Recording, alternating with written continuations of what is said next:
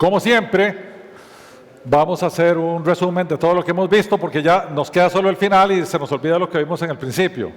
Entonces, ¿cómo hacer una recapitulación? La parte del Cordero, recordemos que la conferencia es el Cordero y el León.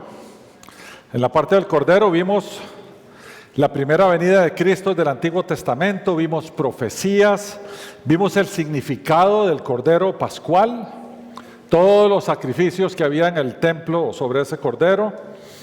Después vimos a Jesús de Nazaret, vimos su nacimiento, vimos el significado de la declaración de Juan el Bautista, he aquí el Cordero de Dios que quita el pecado del mundo. Ahí yo tenía unas palabrillas en latín que me dice Rolly, ¿para qué poner cosas en latín? Entonces me regañó, entonces las quité.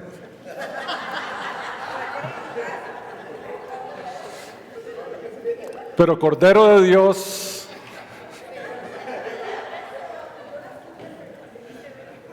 Agnus Dei, Agnus Dei, eso quiere decir Cordero de Dios. Y hay canciones preciosas, y una en particular que a mí me vuelve loco, que se llama así, Agnus Dei. El Cordero de Dios que quita el pecado del mundo, y después vimos por qué la necesidad de Dios en hacerse hombre. Y ahora vimos el Mesías crucificado, vimos el sacrificio necesario de Cristo en la cruz, la razón por la cual se tenía que sacrificar, y por lo tanto lo vemos no solamente en su primera venida, sino lo vemos en su primera venida como el Cordero sacrificial. Por eso todo eso está junto con el Cordero. El Cordero vino, estaba profetizado, nació, cumplió las profecías y tenía que ser sacrificado como un Cordero para expiar los pecados de los que él iba a salvar. Y ahora vimos como león, como va a venir en su segunda venida. Vimos qué quiere decir el temible día del Señor. Vimos textos proféticos y vimos literalmente la segunda venida. En el texto que Rolly presentó de Zacarías, que en el mismo texto hay dos profecías en dos tiempos distintos en el mismo texto. Uno es cuando él va entrando a Jerusalén en un asnito, pero inmediatamente después parece ser que es la segunda venida de Cristo en el mismo texto. Eso Jesús nos lo enseñó también en Mateo 24. Mateo 24 es el capítulo que resume Apocalipsis completo, en un capitulito. La capacidad de síntesis del Señor es fantástica.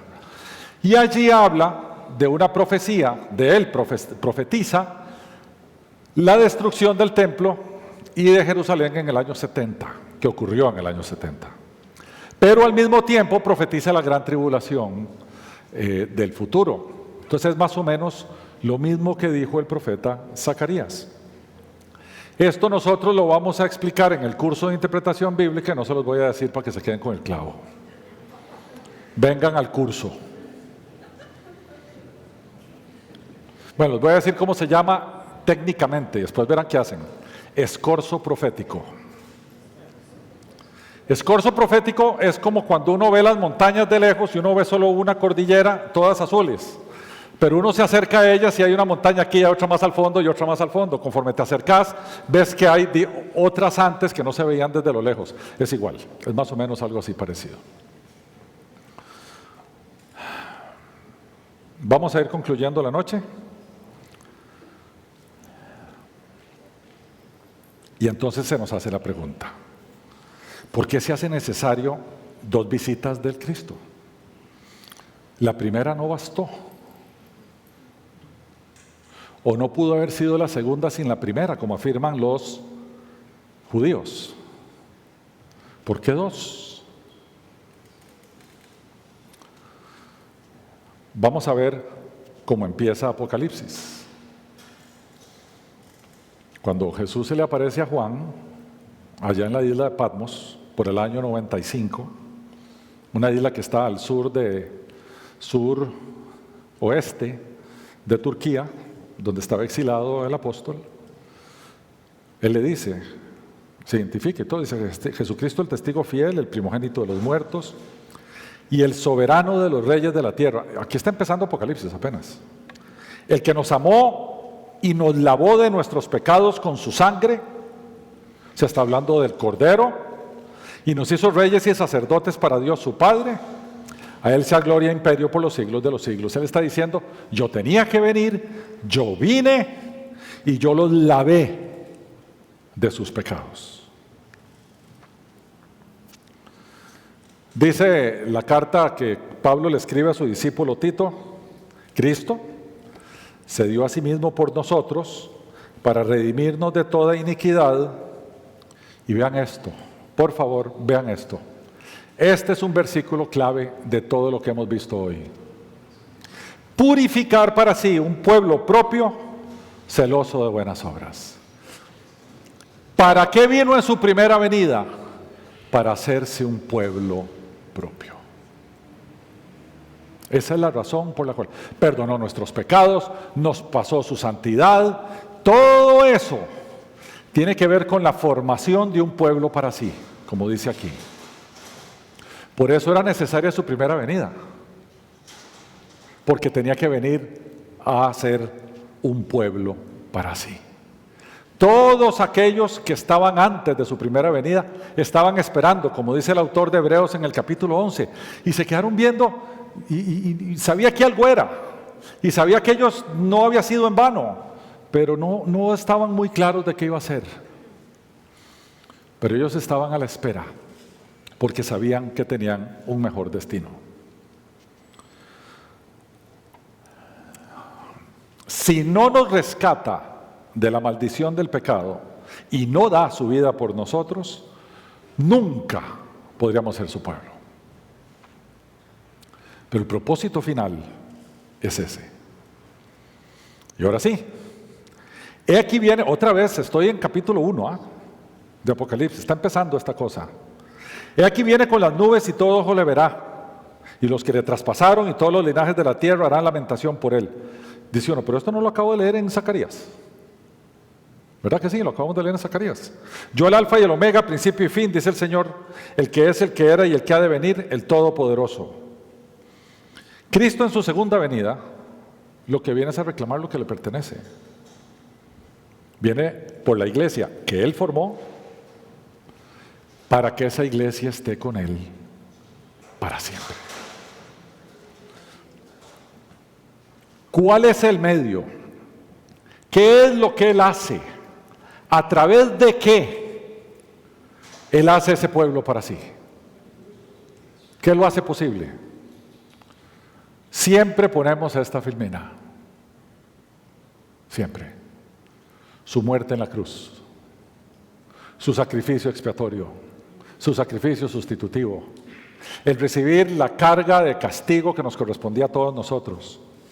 Él cumple en la cruz las profecías del Antiguo Testamento y la cruz lo único que apunta es a su segunda venida. Y entre uno y otro, en teología se le llama eso la era de la iglesia, porque es el tiempo que se toma en formar el pueblo para Él. A mí me hace gracia porque en capítulo 6 de Apocalipsis hay una escena interesantísima donde se pasa como la cámara que nos presenta Apocalipsis, se para arriba y hay un altar y hay miles de almas que están ahí, que fueron martirizadas y sacrificadas y se vuelven donde el que estaba ahí y le dicen, ¿hasta cuándo vas a vengar nuestra sangre? ¿Hasta cuándo? Estamos a la espera, y eso quiere decir hasta cuándo vas a regresar, porque en su regreso ya vieron ustedes todo lo que va a pasar. Y entonces se ordenó que les dieran ropas blancas, o sea, que les dieran ropas puras y tal, y les dice, suave, es que la segunda venida solo viene cuando se completa el número.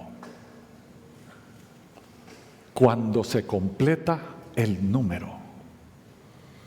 Cuando uno estudia ese texto, uno dice, sí, falta gente por nacer, que eventualmente se va a entregar a Cristo, y ese forma parte de ese número. Cuando el último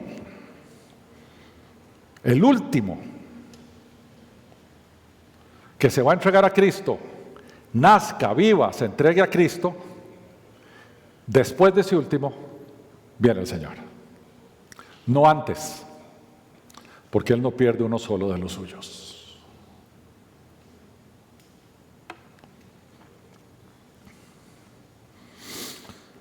Y entonces uno dice, pero ¿por qué tanta complicación? ¿Por qué todo este plan, que la Biblia entera era el plan? ¿Por qué? ¿Por qué todo esto tan enredado?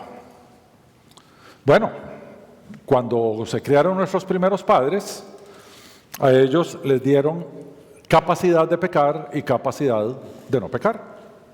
Tenían ambas. Ellos podían pecar y ellos podían no pecar. Como ya sabemos, ellos cayeron.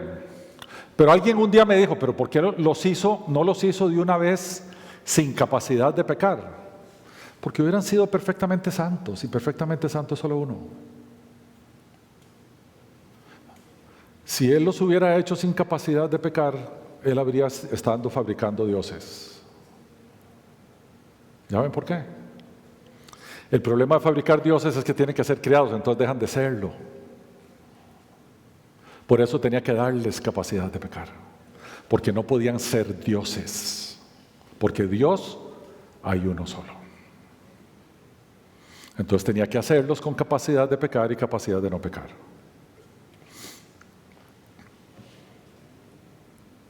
Como Él sabe lo que va a pasar, porque todo lo sabe, no hay nada que no sepa. Desde antes de que hiciera el universo ya sabía todo esto. Como Él sabe todo esto, Él diseña el plan, porque Él va a terminar con un pueblo entero, con Él viviendo eternamente. Pero uno dice, ¿cómo van a hacer para vivir eternamente si no van a pecar? Entonces, ¿qué van a hacer? Dioses. Porque ya vimos que a nuestros primeros padres tenía que darles capacidad de pecar porque se no hacía dioses. Pero entonces, ¿cómo nos garantiza Él a nosotros que vamos a vivir por una eternidad con Él? Quiere decir que no vamos a pecar. Entonces quiere decir que no vamos a tener capacidad de pecar una vez que estemos glorificados con Él. Pero entonces quiere decir que vamos a ser perfectamente santos. Y si fuéramos perfectamente santos, entonces seríamos dioses. Entonces no se puede. Entonces Él hizo este plan. ¿Qué plan hace Él? Bueno, Él dice, este pueblo que yo quiero que viva conmigo por una eternidad, va a tener que estar en una situación caída y se vuelve yo siempre le digo un diálogo intertrinitario, esto es en forma figurada, y le dice a Cristo, estos son los que me vas a tener que salvar. Estos. Pero tenés que morir por ellos, porque ellos son pecadores. Y vea lo que dice Jesús. Juan 6:44. Vean lo que dice Jesús. Me devuelvo un toquecito. Ninguno puede venir a mí si el Padre que me envió no lo trajera, y yo le resucitaré en el día postrero. Ninguno puede venir a mí si el Padre que me envió no lo trajere. Esa es una condición necesaria. Eso quiere decir que no hay una sola persona que haya nacido en la historia de la humanidad que puede venir a Cristo si el Padre que lo envió a Él aquí no lo trajere. Por lo tanto, Él vino aquí para que el Padre le entregara a los que el Padre decidió que le iba a entregar para que Él lo salvara. Vamos a ver qué dice el Hijo. En la oración, que creo yo es la más bella de toda la Biblia, es el capítulo 17 del Evangelio de Juan. Jesús orando en voz alta, eso no lo vemos casi nunca en las Escrituras, Jesús orando en voz alta con su Padre Celestial por los 11 discipulitos que estaban ahí viendo aquello. Y por heredad, Jesús dice, no solo por ellos, sino por todos aquellos que van a creer por la palabra de ellos. La palabra de ellos es el Nuevo Testamento, es lo que ellos escribieron. Pero vean lo que Jesús dice en esa oración. Pongan mucha atención, por favor.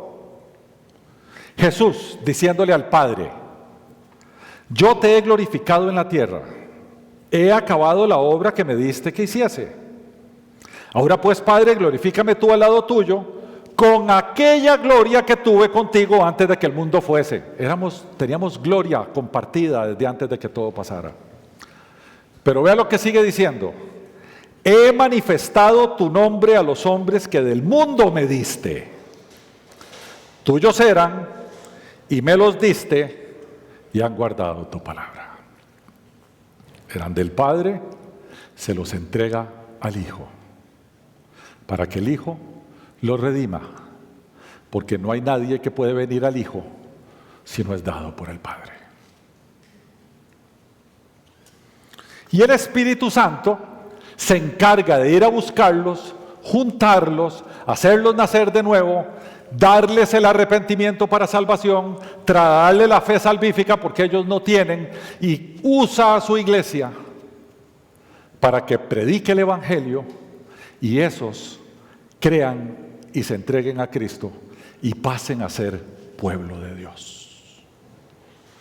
Cuando Jesús estaba con Nicodemo en el capítulo 3 de Juan, un fariseo famosísimo, maestro de la ley y todo, le dijo a Nicodemo: de cierto te digo que el que no naciere de agua y del Espíritu no puede entrar en el reino de Dios. Es necesario que el Espíritu lo haga nacer de nuevo. Lo que es nacido de la carne, carne es, y lo que es nacido del Espíritu, Espíritu es. Si no viene el Espíritu Santo a hacernos nacer de nuevo, nosotros no podemos nacer de nuevo por nuestros propios medios. No hay manera, porque nacer de nuevo implica una precondición: estar muertos.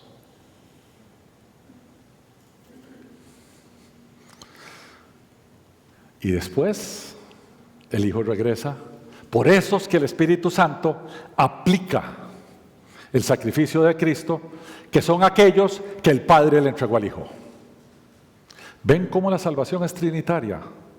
Y así regresa y dice, 1 Tesalonicenses, ya lo leyeron, voy a quedarme aquí abajito, el Señor, ahí abajo, porque el Señor mismo con voz de mando, con voz de arcángel y con trompeta de Dios, descenderá del cielo y los muertos en Cristo resucitarán primero. ¿Quiénes? Los muertos en Cristo. Aquellos que no les alcanzó la vida para ver la segunda venida. ¿Y quiénes son esos muertos en Cristo? Aquellos que le entregaron su vida a Cristo por la función del Espíritu Santo de convicción de pecado y de traslado de la fe salvífica, que es un don de Dios. Aquellos que el Padre le había dado al Hijo para que el Hijo redima. Ahora viene Cristo, se los lleva porque va de regreso con el Padre, le va a decir: aquí están aquellos que me comisionaste a salvar.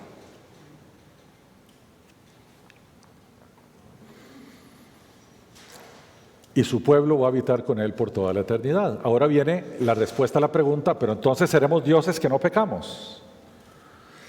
Su pueblo, recordemos que una de las doctrinas importantes que hay en la Escritura, en la cruz, es que Cristo vivió una vida santa y a partir de esa vida santa, Él en la cruz, a aquellos que nos entregamos a Él, nos imputa su santidad. No tenemos una santidad nuestra, tenemos una santidad imputada por Cristo. Entonces ahora, ya sea que estábamos muertos y resucitamos, o ya sea que estábamos aquí y somos transformados, como dice el apóstol aquí atrás, a ver ahí abajito, luego nosotros los que vivimos, los que hayamos quedado, seremos arrebatados juntamente con Él. No era aquí, es en el 1 Corintios 15 que dice que seremos transformados. Seremos transformados porque estaremos con un cuerpo glorificado. Ya es un cuerpo que no se deteriora, es un cuerpo incorruptible, dice el apóstol en 1 Corintios 15. Es otro cuerpo, es un cuerpo que ya va a durar para siempre. Pero en adición, no es que nosotros vamos a ser santos porque nosotros somos perfectamente santos. Es porque vamos a presentarnos delante del Padre con la santidad imputada de Cristo. Entonces no somos dioses. Somos seres criados por Dios con la santidad de Cristo. Porque dice la Escritura que aquellos que han sido bautizados en Cristo, de Cristo están revestidos. Entonces, cuando el Padre nos ve, ¿a quién ve? ¿A Rolando que peca? ¿O a Cristo en mí? El versículo que Rolly me dijo que era su predilecto cuando se iba a hacer un tatuaje, y yo le decía: si es tu predilecto, te leíste toda la Biblia y escogiste uno. Y dice: hermano, no, ese lo oí una vez y me gustó. Gálatas 2:20. Porque juntamente estamos crucificados con Cristo. ¿Qué sigue ahí? Así que ya no vivo yo, mas vive Cristo en mí. Y es ese Cristo que vive en mí, es al que ve el Padre, y por tanto vamos a estar en una eterna comunión con el Padre sin pecar, porque tenemos la santidad de Cristo en nosotros. Así resuelve el Señor de principio a fin. Pero tenía que caer, tenían que ser redimidos, Cristo tenía que venir por ellos, para que todo esto pasara, porque de otra forma Cristo no nos hubiera podido imputar su santidad, tenía que hacerse hombre. Por eso vimos en la presentación, ¿cuál fue la tuya, José? De la necesidad de hacerse hombre. Tenía que hacerse hombre para vivir una vida santa, de forma tal que esa santidad de esa vida santa, de un hombre santo, pueda ser imputada en nosotros. Y entonces ahora podemos acercarnos confiadamente al trono de la gracia para encontrar misericordia y gracia para el oportuno socorro, dice el autor de Hebreos en el capítulo 4. ¿Por qué nos podemos acercar confiadamente? Porque ya no nos va a fulminar el Señor, porque ya no venimos con nuestra mugre, sino venimos con la santidad imputada de Cristo. Y entonces viviremos gozosos por siempre, sin la maldición de pecado. Y va como que termina el Apocalipsis. Dice Apocalipsis 22, 3, 5, ya no habrá más maldición. ¿Cuál maldición?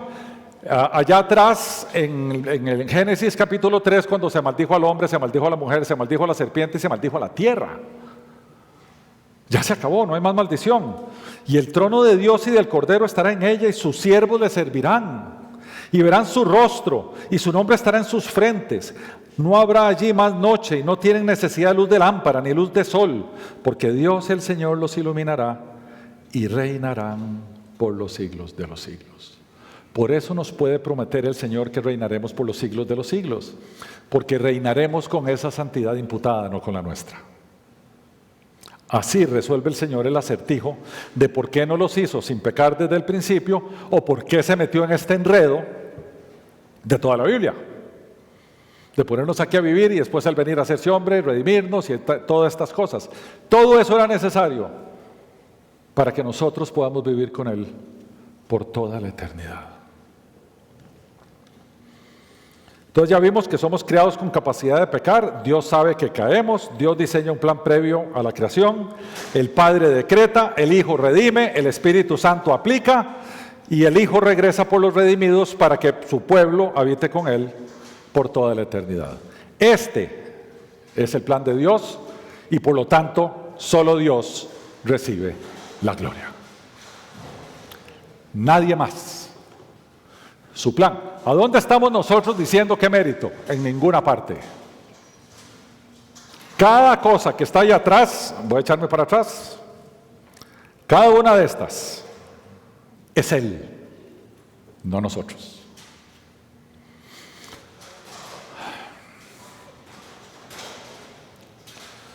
Hasta que vibra uno cuando entiende esa realidad. John Stott, que lo mencionó Mau ahora, dice que nosotros con esta realidad deberíamos vivir de rodillas en agradecimiento. Ahí es donde deberíamos estar, de rodillas en agradecimiento. Y como siempre, en todas nuestras reuniones terminamos con una bendición. Esta no es para que la repitan, es una bendición de Dios para ustedes. Así que solo la escuchan y la reciben. Y dice así, Salmos 37 y después 39 y 40. Considera al íntegro y mira al justo, porque hay un final dichoso para el hombre de paz. Pero la salvación de los justos es de Jehová, y Él es su fortaleza en el tiempo de la angustia. Jehová los ayudará y los librará, los libertará de los impíos y los salvará, por cuanto en Él esperaron. Gracias por las largas horas que han estado aquí. Que Dios los bendiga y los lleve guardaditos a su casa de regreso.